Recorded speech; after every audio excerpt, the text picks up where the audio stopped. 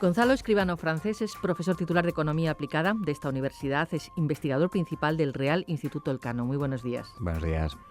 Muchas esperanzas en la primavera árabe, Gonzalo Escribano, muchos problemas también sin resolver o incluso añadidos. ¿Cómo ve usted el actual contexto en los países del norte de África?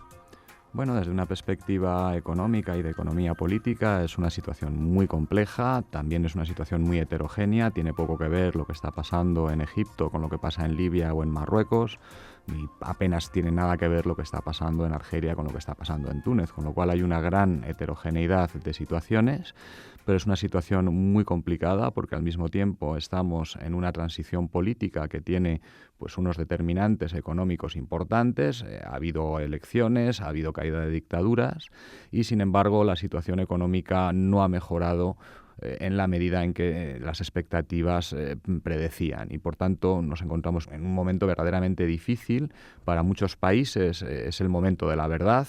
Y bueno, tendremos ocasión de ir viendo país por país, quizá con más detalle, porque esta heterogeneidad hace muy difícil obtener generalizaciones. Pero bueno, en algunos aspectos generales sí que hay trazos comunes que si quieres podemos ir desgranando con más tranquilidad. Pues efectivamente, vamos a empezar hablando de cada uno de estos países y sus peculiaridades y cómo están afrontando la situación. Egipto es el que tiene en este momento, desde mi punto de vista, la situación más compleja. ¿Qué está ocurriendo en Egipto? ¿Qué expectativas económicas y qué políticas económicas se están poniendo en marcha?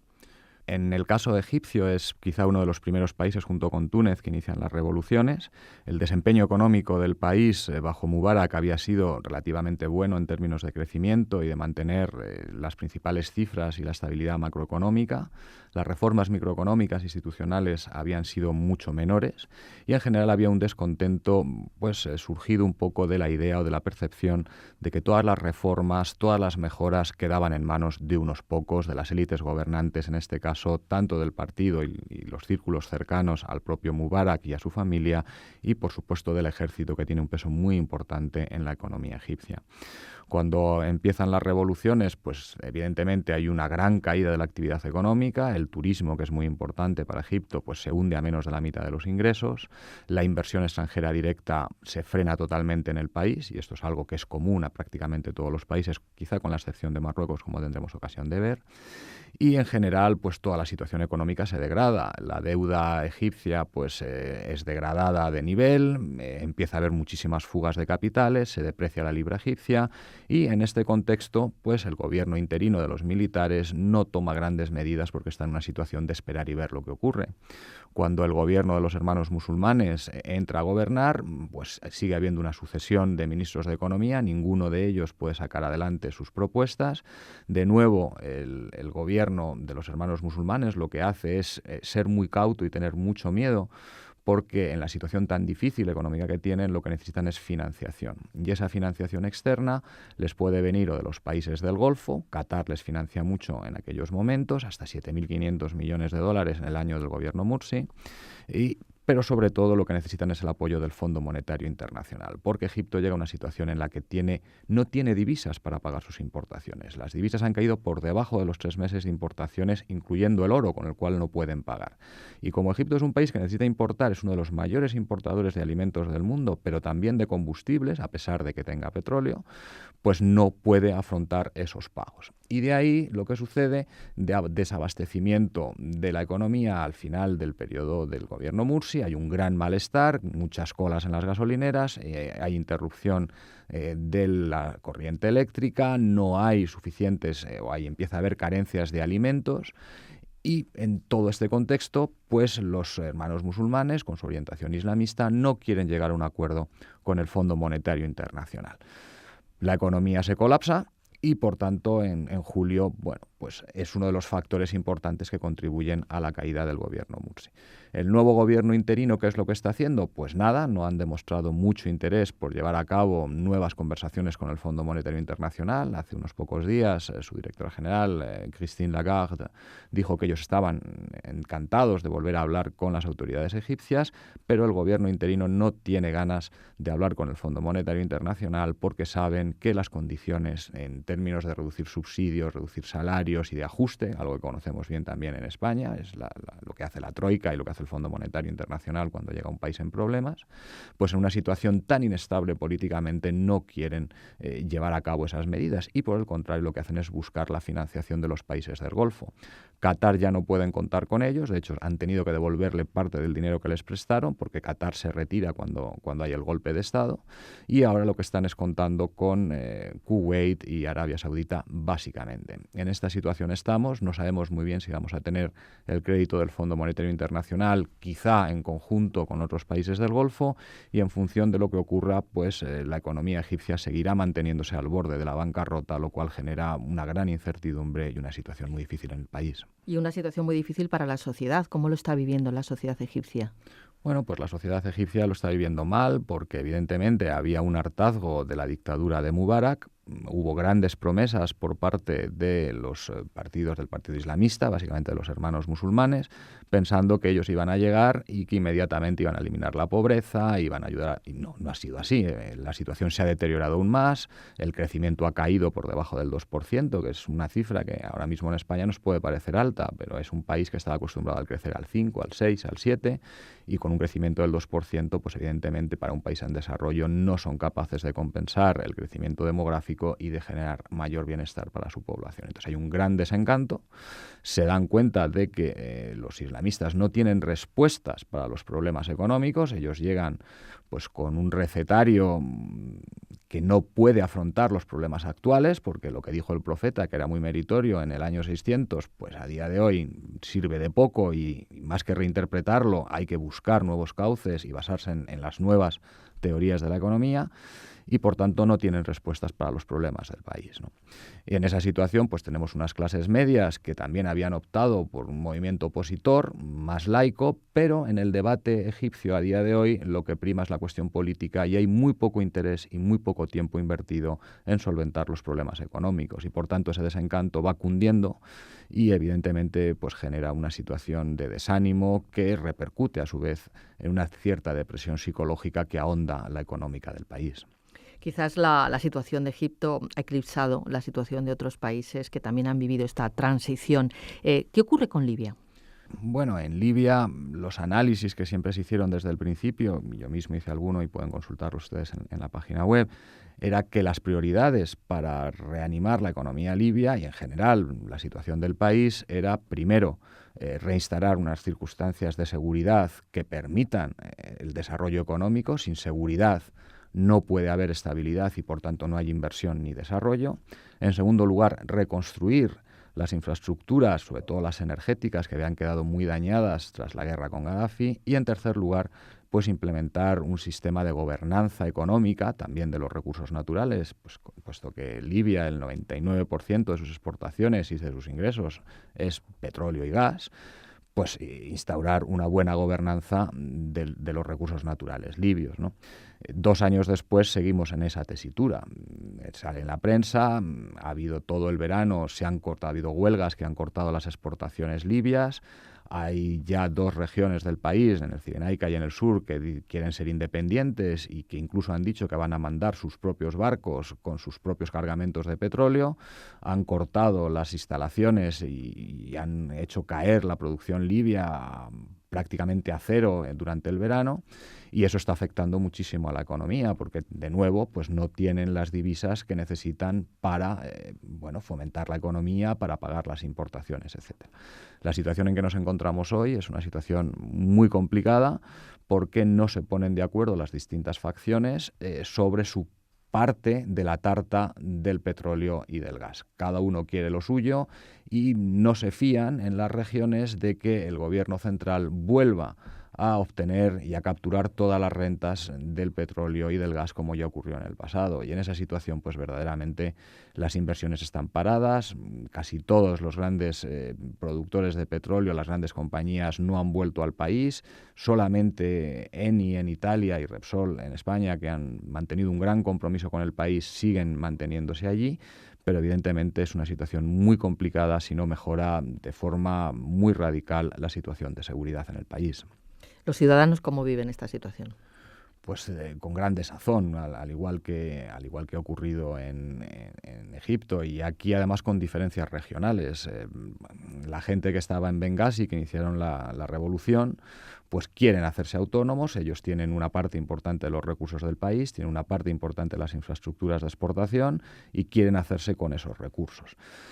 Algo similar ocurre en otras partes del país. Hay una gran desconfianza acerca de que el nuevo gobierno sea capaz de llevar a cabo una redistribución. Y claro, en la situación de seguridad en la cual unas milicias son capaces de secuestrar al primer ministro, estamos hablando de hace poco menos de un mes, para luego liberarlo, pues claro, es una situación en la que es muy difícil que la economía se desarrolle, es muy difícil que haya confianza para la inversión, y sí que hay un serio problema de desempleo que está aumentando y generando un gran desencanto entre la población, con lo cual de nuevo quizá la situación libia junto con la de Egipto sean las más preocupantes en este momento desde el punto de vista económico.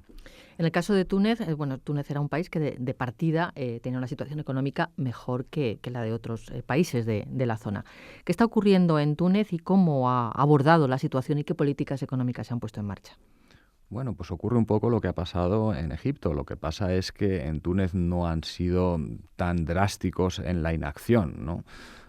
Túnez desde el principio, bueno, el partido Ennahda, también de orientación islamista, que se presenta y gana las elecciones, no de forma absoluta, pero sí con una mayoría importante, pues tenían un programa en el que pretendían pues desde favorecer la educación, dar ayuda a los pobres, mantener los subsidios a los alimentos y a los combustibles y a la electricidad. Incluso algunos partidos políticos pues proponían dar dinero a los jóvenes para que se casasen y pudiesen comprarse una casa, etcétera. Bueno, pues todas estas cosas, evidentemente, no dispone de recursos el gobierno tunecino para sacarlo adelante. A diferencia de lo que le ha ocurrido a Egipto, el paquete de ayuda que necesita Túnez es pequeño, es un país pequeño, es digerible, y van salvándolo con ayudas puntuales de los países del Golfo y también de países de la Unión Europea, incluyendo a España. Es un apoyo a sus cuentas para que no caiga el país en la bancarrota. Pero al igual que ha ocurrido en Egipto, pues el turismo se ha hundido, no llegan inversiones. Un país que dependía mucho de sus exportaciones de manufacturas, pues hay muchísimas huelgas, la gente no está invirtiendo y por tanto se está repercutiendo de forma muy negativa en todos los vectores de ingresos del país. El crecimiento el año pasado, por primera vez en décadas, fue cero prácticamente, lo cual es un drama en un país que venía creciendo al 6, al 7%, y por tanto hay una situación de desempleo, hay una situación de que no hay proyectos de inversión ni se obtiene financiación para llevarlos adelante, y al igual que ocurre en los países que venimos de mencionar, pues una gran incertidumbre y una gran inestabilidad política en la que nadie a día de hoy, ningún actor internacional, más allá de unas ayudas puntuales para evitar el colapso del régimen y del gobierno, pues no están dispuestos a hacer una inversión muy elevada, ¿no? ¿En qué términos se realizan esas pequeñas ayudas que nos comenta, profesor Bueno, Escribano? es básicamente apoyo a los presupuestos, ¿no? Es básicamente apoyar, pues en el caso de Túnez también, las reservas de divisas para pagar importaciones están muy bajas, entonces se les da dinero en divisas para que puedan seguir pagando sus importaciones a unos tipos preferenciales, incluso algunas veces sin ninguno. También hay un crédito del Fondo Monetario Internacional que se ha concedido, pero la diferencia con Egipto es que Túnez, aunque de forma muy moderada, ha hecho algunas de las reformas que le pedía el Fondo Monetario y que pedían pues los financiadores o los que conceden esos créditos, ¿no? Han tenido más flexibilidad, han sido un poco más, digamos, pragmáticos, aunque también hay que reconocer que en una economía más pequeña pues todo es más fácil de financiar, ¿no? Pero aún así la situación a día de hoy, al igual que hemos comentado en Egipto, es pues poco alentadora, ¿no? La gente, tuve ocasión de estar recientemente en Túnez y es impresionante para cualquiera que haya estado en el país darse un paseo por la Medina y por la Casbah de Túnez, de la capital, y no ver ni un solo turista, ¿no? Entonces esto es una situación verdaderamente muy complicada, también ha afectado a otros aspectos. Ellos tienen también un problema de seguridad en la frontera sur con Argelia y con Libia. Muchas de las personas, de los terroristas que atacaron una planta en Argelia de In Amenas, eran de origen tunecino y de las regiones del sur, y si no fuese porque Argelia ha destacado allí unas tropas especiales en la frontera con Túnez, pues Túnez en el momento actual que tiene, pues sería incapaz de proteger sus fronteras y por tanto al afectar a la seguridad también está afectando a las pequeñas producciones de hidrocarburos que hay en el sur del país. Esta es una situación grave, en cualquier caso, que no sé si está mejorando a partir de, o se está favoreciendo por esta situación complicada en la zona. Bueno, pues sí, evidentemente es una situación muy complicada. Hubo allí una culminación de los problemas después de la caída de Gaddafi, porque hubo muchas armas que salieron y fueron a nutrir precisamente el conflicto en el Sahel de Mali. Ese condominio yihadista que había en el norte de Mali, pues tuvo unos efectos de desbordamiento en toda la región, también en el caso de Argelia, también en el caso de Túnez. Y bueno, en el momento actual lo que está ocurriendo es que muchos de los activos, tanto recursos humanos como financieros y armamentísticos, están ocupados en Siria y por tanto eso ha supuesto un cierto relajamiento de la seguridad en la zona, aunque con muchas interrogantes, pero desde luego en el momento en que el tema sirio, pues en un sentido o en otro se agote, pues asistiremos, como en ocasiones anteriores, a un reflujo de esos combatientes y de esos recursos probablemente hacia la zona del norte de África, y es algo que desde el punto de vista de la seguridad es muy importante, y especialmente para España, que recibe una gran parte, más del 40% de su gas de Argelia, partes importantes de su aprovisionamiento de petróleo también de Libia y de Argelia, y si nos vamos hacia el Golfo de Guinea, que también podría haberse desestabilizado, pues caso de las guerrillas de Boko Haram en Nigeria de orientación islamista. Nosotros importamos en España mucho petróleo y mucho gas de Nigeria, pero también en otras zonas del Golfo de Guinea donde España tiene una presencia económica incipiente. Entonces, claro que nos afecta y es una cosa que habrá que tener cuidado. Vamos a hablar entonces de Argelia y de cómo está llevando a cabo o qué políticas económicas está poniendo en marcha. Aparentemente desde fuera Argelia ha organizado mejor la situación. Sí, Argelia no es nuevo para él esta situación, ya tuvieron este fenómeno, ya dieron su golpe de Estado en su momento para desalojar a los islamistas del poder. El problema que se plantea en Argelia es el coste económico que está teniendo lo que algunos llaman la inmunización del país. Bueno, el país puede estar inmunizado por un pasado de guerra civil que ha costado, según las estimaciones, entre 200.000 y 300.000 muertos. El país está muy traumatizado por ello. Cualquiera que visita Argel pues lo ve en las calles. Es una ciudad con muy poca vida, donde los controles son continuos y donde ya los habitantes han internalizado una situación de seguridad difícil, ¿no? Y por tanto es cierto que son poco proclives a grandes aventuras en ese sentido. Ahora bien, sería insensato negar que hay una presión al cambio en un país como Argelia. ¿Qué es lo que ha tenido que hacer el gobierno? Bueno, el gobierno ha tenido que aumentar los salarios, en algunas ocasiones hasta un 40%, ha tenido que aumentar la contratación pública, todos los gastos corrientes del Estado se han disparado, la inversión pública ha tenido que aumentar para, digamos, pues satisfacer las demandas de una mejora en la calidad de vida de sus habitantes y que no llegase o que no se transmitiesen eso a revueltas políticas de mayor calado. Sin embargo, en Argelia sigue habiendo muchas protestas, sigue habiendo una situación de seguridad complicada y la pregunta es hasta cuánto tiempo podrá mantener el gobierno esta huida hacia adelante. Ellos pueden seguir aumentando, tienen más margen de maniobra que otros países porque están ensanchados en un colchón de divisas importantísimo y muchísimas reservas, pero de todas formas, si siguen gastando más de lo que ingresan a día de hoy, pues les va a costar mucho mantener esa inmunización en el medio y en el largo plazo. Por otro lado, la situación también es difícil desde el punto de vista energético. Argelia es un país que viene perdiendo producción de gas y de petróleo en los últimos años, no hay suficientes inversiones, el marco fiscal y el marco contractual no es atractivo para las compañías internacionales y ahora con un deterioro de la situación de seguridad, pues hemos asistido, por ejemplo, a grandes compañías como British Petroleum que le han dicho al gobierno argelino que o les mejoran las condiciones contractuales y fiscales o con los nuevos costes que se están disparando de seguridad,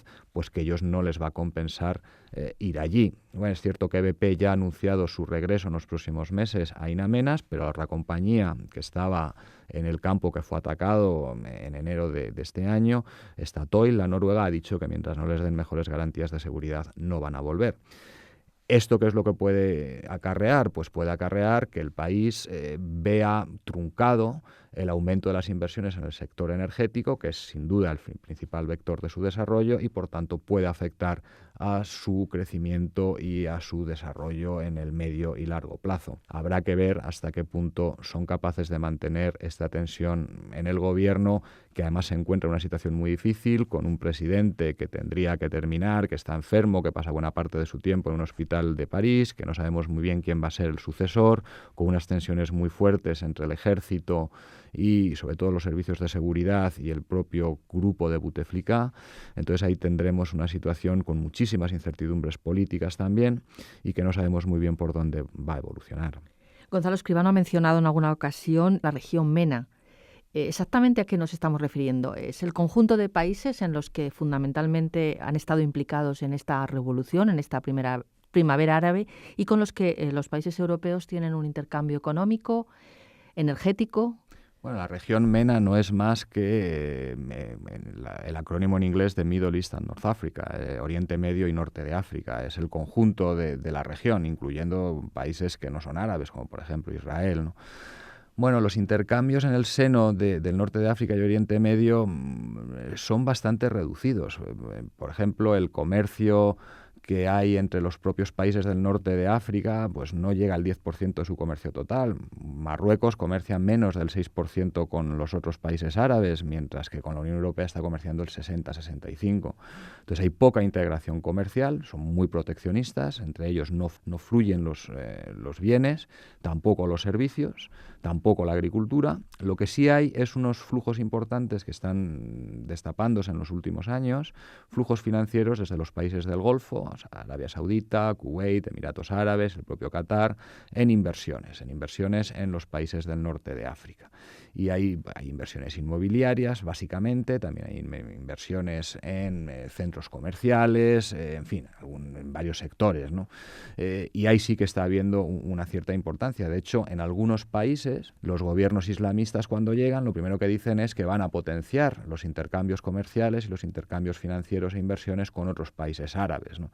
El problema es que luego se encuentran con una ducha de realidad, porque una ducha, por cierto, muy fría, porque al final resulta que donde están los mercados, donde son competitivos, donde tienen acuerdos de libre comercio los países del norte de África es precisamente con la Unión Europea y no con sus denominados hermanos árabes. Con lo cual, el margen que tienen para ampliar por ahí, bueno, sí lo están haciendo. Marruecos es un caso claro. Marruecos ha bajado 10 puntos el comercio que mantiene con la Unión Europea y ha diversificado mucho hacia los países del Golfo, pero también hacia los países de África subsahariana y Estados Unidos. Entonces hay una cierta deseuropeización de los intercambios, pero no basta con el mundo árabe en sí para sustituir ni mucho menos a la Unión Europea. De hecho, las áreas más exitosas de diversificación no están siendo el propio mundo árabe, sino básicamente en el caso de Marruecos, pero también en el caso de Túnez o de Argelia, África subsahariana, Estados Unidos, Turquía, China, etcétera. Porque el intercambio con la Unión Europea, fundamentalmente también por el impacto de la crisis económica internacional, ha descendido. Efectivamente, ahora estos y por países... su propia crisis, claro. Por supuesto, estos países ahora exportan menos a la Unión Europea porque la Unión Europea está en crisis. Sin embargo, ellos siguen importando prácticamente lo mismo porque sus importaciones son muy inelásticas. El problema que tienen es que si importan alimentos, si importan bienes de primera necesidad, maquinaria que necesitan para seguir manteniendo su sistema productivo, aunque tengan crisis, pues están obligados prácticamente a seguir importando. Sí ha caído algo la importación. Pero, por ejemplo, España viene aumentando de una forma muy prominente sus exportaciones a países como Argelia y Marruecos, a unas tasas de crecimiento muy elevadas a las del comercio mundial, ¿no? Y entonces, bueno, pues esto es una nueva realidad que España pues ahora tiene países como Marruecos, que es su primer socio comercial fuera de la OCDE. Tiene más comercio España con Marruecos que con muchos propios países de la Unión Europea, en el este o en el norte de la UE, ¿no? Con lo cual, esto es una situación que esta zona entera pues va ganando importancia geoeconómica para España, sin ninguna duda. Nos queda entonces Marruecos para este repaso que estamos haciendo a estas economías del norte de África. Bueno, hemos dejado lo mejor para el final y lo más importante, ¿no? Sin duda para España los dos países clave son Marruecos y Argelia. Argelia por la cuestión energética que ya hemos mencionado y Marruecos pues por todas las relaciones que van más allá de la cuestión económica. Sin duda es importante desde el punto de vista económico, pero también para España hay otros vectores como la integridad territorial. Estoy pensando en Ceuta y Melilla y los islotes y también lo que pueda pasar en Canarias, donde hay cuestiones como explotaciones petroleras justo en la mediana entre Marruecos y Canarias, que pueden plantear que ya la han hecho, reivindicaciones por parte marroquí. Tenemos el conflicto agrícola, tenemos el conflicto pesquero, aunque estos han ido perdiendo peso conforme han ganado los intercambios comerciales en otros ámbitos y por tanto ahí hay menos conflicto, pero sin duda que es el país más sensible para España, ¿no? Por suerte, y bueno, por suerte no, porque a mi juicio lo han hecho mejor, pues Marruecos tiene una situación sin duda la más boyante, no siendo estupenda, pero la menos mala de todo el norte de África. Es un país que sigue creciendo, ha crecido aproximadamente, se espera que puede crecer al 4%, 4,5% este año, creció al 4% en 2012, los datos no son malos, es un país que en los últimos 10 años ha venido creciendo por encima de eso, pero bueno, es una situación relativamente más boyante. Es verdad que tienen problemas de equilibrio externo, tienen un déficit exterior muy importante y sobre todo tiene un déficit público muy fuerte. El déficit público se debe básicamente a que con la crisis y el aumento de precio internacional de los alimentos y de los combustibles, Marruecos, como todos los demás países, tiene que subsidiar mucho tanto los alimentos y además de forma indiscriminada como los combustibles. Pero lo que ha hecho el gobierno marroquí, también bajo el Partido de la Justicia y el Desarrollo, también de orientación islamista moderada, ha sido más pragmático. Ya el año pasado empezó a reducir los subsidios a los combustibles y ya ha dicho que este año va a hacerlo de nuevo y que además va a indexar los precios de los alimentos. Esto es una cuestión muy discutida en el país porque evidentemente un país que tiene serios problemas de pobreza, aunque tampoco estamos hablando de África subsahariana, hay que entenderlo, hay pobreza, pero no hay una gran desnutrición, no estamos hablando de problemas de gran desnutrición, ¿no?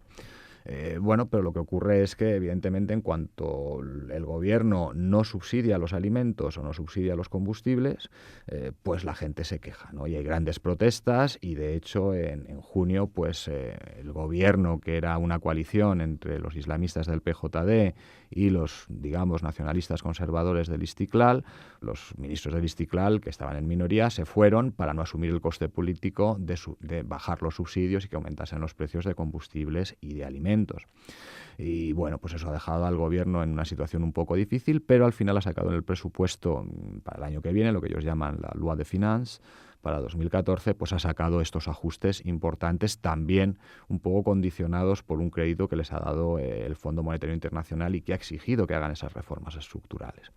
Aquí el debate que se plantea en Marruecos es cómo un partido islamista que se presenta a unas elecciones con la idea de la redistribución de la renta, de ayudar a los más pobres, esa connotación que siempre tienen los partidos islamistas de ayudar a los más desfavorecidos, ¿no? ¿Cómo puede conjugar eso, o cómo se compadece eso con, de repente, subir los precios de los alimentos, subir los precios de los combustibles, etcétera? Bueno, la cuestión es que los sistemas de apoyo a precios que hay en Marruecos son horizontales. Se beneficia igual del subsidio la gente rica que la gente pobre. Incluso más allá, ¿quién se beneficia más de que la gasolina esté subvencionada en Marruecos? Pues es difícil que se beneficie un pobre, porque el pobre, por definición, en Marruecos no tiene coche. Entonces, los que se benefician de esos subsidios son los que tienen coche y son, por tanto, las clases medias y las clases altas. Cuanto tienen el coche más potente y que gasta más y más ricos son, pues más se benefician, lógicamente, lo cual es muy regresivo, es un sistema socialmente muy regresivo. El tema de los alimentos es diferente, pero lo que no tiene sentido es que se beneficie igual del precio del pan el rico que el pobre. Entonces, lo que ha intentado el gobierno es instrumentar medidas para que verdaderamente esas ayudas lleguen a los más pobres. Pero el problema es que eso es muy difícil de hacer. No cuentan con la capacidad institucional, ni con la información, ni con los recursos en la burocracia para hacerlo, y no les ha quedado más remedio que ajustar en la parte fácil para que no se les disparase el déficit. Lo que ha ocurrido, y es curioso, los alumnos nuestros de política económica, esto les sonará, es que estos nuevos gobiernos islamistas han olvidado las lecciones más importantes de hacer política económica en naciones democráticas, y es respetar el ciclo electoral. Sistemáticamente, en cualquier democracia consolidada, los partidos, cuando entran en el poder, lo que hacen en los 2 primeros años es tomar todas las medidas de ajuste y apretar muchísimo el cinturón de los ciudadanos y echarle la culpa al gobierno anterior de que han tenido que hacer eso. Y en los 2 años, justo antes de las elecciones, pues aplican todas las medidas expansivas y hacen las cosas más bonitas y pretenden ser más guapos para maximizar su posibilidad de salir elegidos en las siguientes elecciones. En Marruecos han hecho justo lo contrario, no han aplicado grandes medidas restrictivas, y en Túnez igual, y en Egipto hicieron lo mismo. No hicieron prácticamente nada en los primeros 2 años y ahora, en los 2 años antes de las elecciones, les toca el ajuste. Y eso sin duda va a tener un coste importante en las urnas. Es decir, no se han aprendido el tema del ciclo electoralista que nosotros damos a nuestros alumnos, y deberían aprendérselo bien, porque aunque es cierto que en países como Marruecos, bueno, pues el ciclo electoral no lo determinan solo los ciudadanos, sino que ahí es un sistema bastante autoritario. Bueno, esta es una lección importante para aprender. El ajuste siempre en los primeros años, porque si lo haces en los 2 últimos no vas a salir reelegido. Bueno, ese es un análisis de la situación económica, socioeconómica, política. ¿Ha habido avances en democratización? Bueno, pues hubo elecciones libres en Egipto y luego hubo un golpe de Estado. Y a día de hoy no sabemos muy bien qué hacemos. La Unión Europea aprieta, Estados Unidos ha suspendido una parte de su ayuda, pero hay esa cierta sensación en las cancillerías occidentales que a lo mejor las dictaduras de los militares ahora pues son preferibles a volver a pasar por toda una situación de inestabilidad. Yo creo que esto es un error conceptual, porque en el fondo las dictaduras siempre, tarde o temprano, generan inestabilidad, y quizás sea mejor afrontar una inestabilidad en el corto plazo y acompañar más esas transiciones democráticas de la perspectiva económica, que no caer en los mismos errores del pasado, ¿no?, en los cuales había una gran complacencia con los dictadores. Entonces, eso por un lado es lo que nos está ocurriendo. En otros países, en cambio, como Túnez o Marruecos, bueno, en Túnez ha habido una consolidación, yo creo, democrática. Habrá que ver en las próximas elecciones qué es lo que ocurre y si hay una cierta normalización de la situación. En Marruecos pues es muy progresivo, muy gradual, sigue siendo un régimen con un peso muy fuerte de la corona, pero bueno, algunas mejoras se están dando. La democracia se aprende también con el tiempo, ¿no? Entonces, no hay grandes progresos, ha habido retrocesos en algunos países, y curiosamente los países que no hicieron revoluciones, el caso de Marruecos, pues van avanzando quizá de forma más pausada, más tímida, pero un poco más consolidada, sin grandes retrocesos y sin grandes avances. Argelia se mantiene igual que estaba, dominada por esa pugna que mencionábamos antes entre el círculo de Bouteflika y los militares. Y Libia, pues hoy es una incógnita. Claramente es una democracia, unas elecciones libres, pero no sabemos muy bien cuál va a ser el sistema de gobernanza de que se van a dotar los ciudadanos libios en el futuro. Muchísimas gracias. Gonzalo Escribano es profesor, titular de Economía Aplicada de esta universidad, colaborador habitual en nuestro programa, también es investigador principal del Real Instituto Elcano. Hasta una próxima ocasión. Un placer estar siempre con vosotros.